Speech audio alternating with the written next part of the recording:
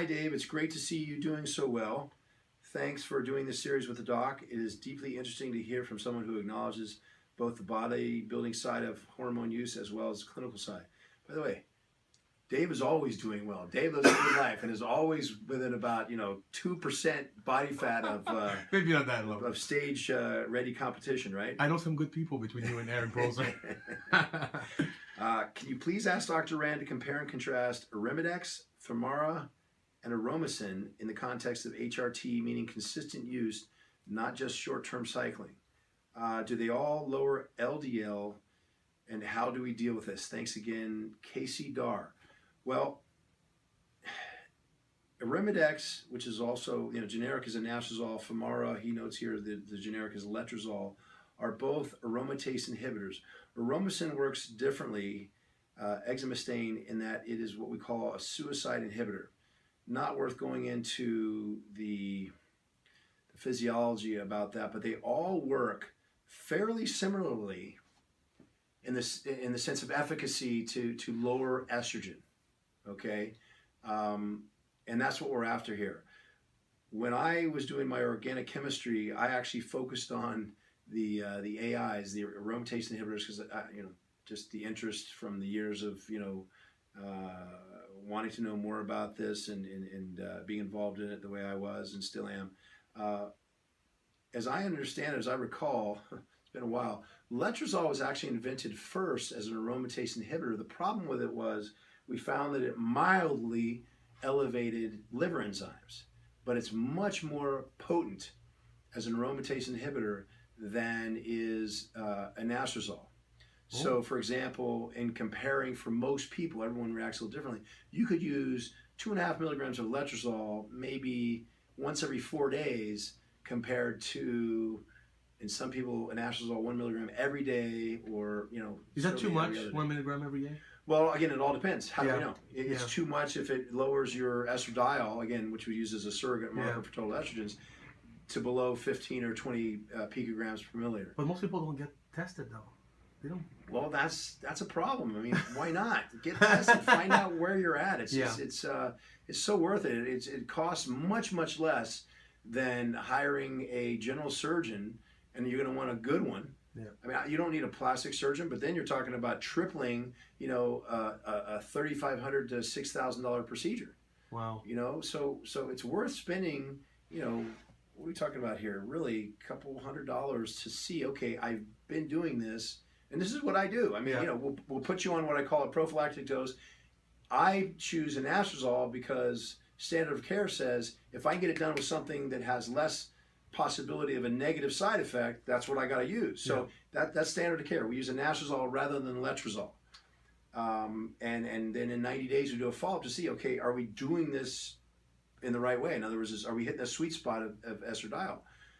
Letrozole is reserved for the cases where somebody's liver is acting differently, and things that you can do, like, in some cases, people that like to have a couple or more glasses of wine a night. I'm not here to lecture, but that's going to, who would I be? I'd be a hypocrite to do. But you know what I'm talking about. I mean, there's a glass, every once in a while. There's a glass every night, or there's a bottle every night. Yeah. The point being that alcohol can upregulate an enzyme that also will, meaning aromatase, that will make testosterone convert into estrogen more often. So maybe you have a guy who's either, in my case, I'm doing bioidentical hormone replacement therapy. Maybe he's doing a little something on the side that he's not being quite honest with me about. Or even if he is, I mean, it's my obligation to protect him. If he's telling me, look, I'm doing, 600 milligrams a week of test and whatever.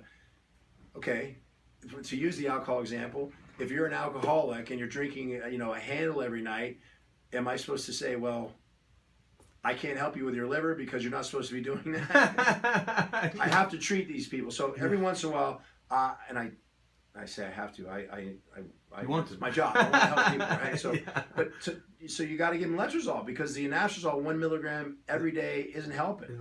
And even I've tried 2 milligrams every day, and it just doesn't work. Wow. So then we switch to letrozole, and it's more powerful. And there's a mild increase in liver enzymes sometimes, but in my experience, no more than, say, if someone had a Tylenol the night before or a couple of cold beers. Oh wow. You know, so I don't see that big a difference. But again, we erred on the side of, well, this does function well enough, Yeah. so we choose an anastrozole before letrozole. Yeah. And again, without going into too much physiology, Aromatase does it differently, but with similar effects. So in answer to his question, for consistent use, I would choose either an anastrozole or Aromatase, honestly, because of the way it works with fewest side effects, as long as it does do its job.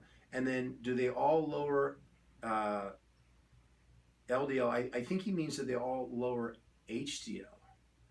And it's not really the effect of the drug itself directly lowering HDL, the so-called good cholesterol. And don't get me started on the cholesterol thing, but what happens is typically, actually, you might see a little bit of an elevation in the LDL, but you almost invariably see a little dip or more in the HDL, because estrogen tends to promote better HDL, higher levels of HDL.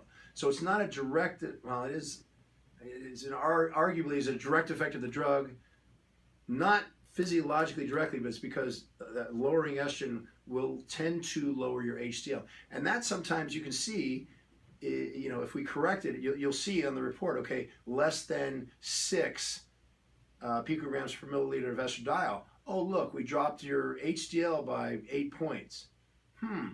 Let's do what we're supposed to do, find that sweet spot of estradiol, and then, you know, we find it on the next report. What do you know? His HDL's come back to what it was beforehand. Yeah. Okay. So get tested. That could be a good take-home message anytime. Don't guess when you can test, right? Thank you, Doc.